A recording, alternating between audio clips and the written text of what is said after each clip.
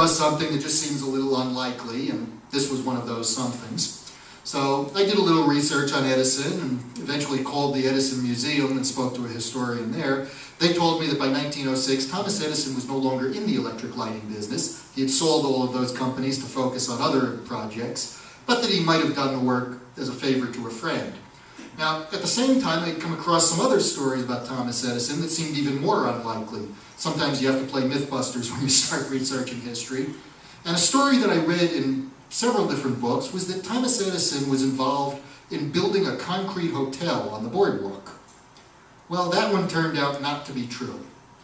The hotel in question was the Blenheim Hotel, and you can see it was an unusual building.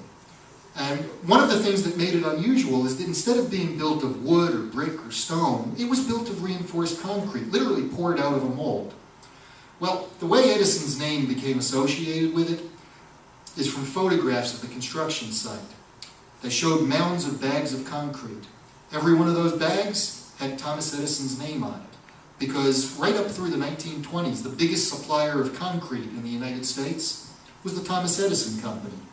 He had come up with this idea that he could solve the housing problem in our nation's cities by replacing the rundown tenements with literally prefabricated row houses that would be built of poured concrete. It turned out not to be as economical as he hoped, but Edison never did anything in a small way.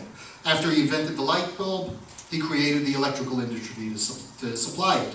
When he built the first phonograph and then the motion picture camera, he created the first recording and movie studios. So when he wanted to build concrete houses, he created a whole concrete industry. And actually, the original Yankee Stadium was built out of his concrete.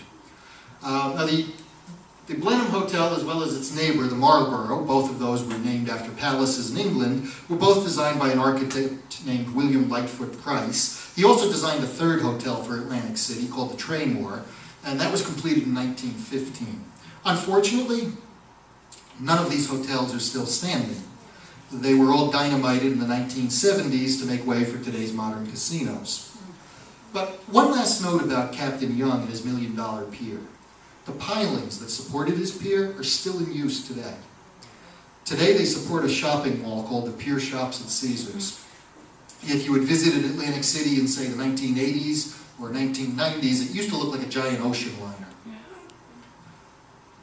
Now, not every town along the shore was started for purely commercial reasons. Ocean Grove started out in 1870 as a Methodist camp meeting.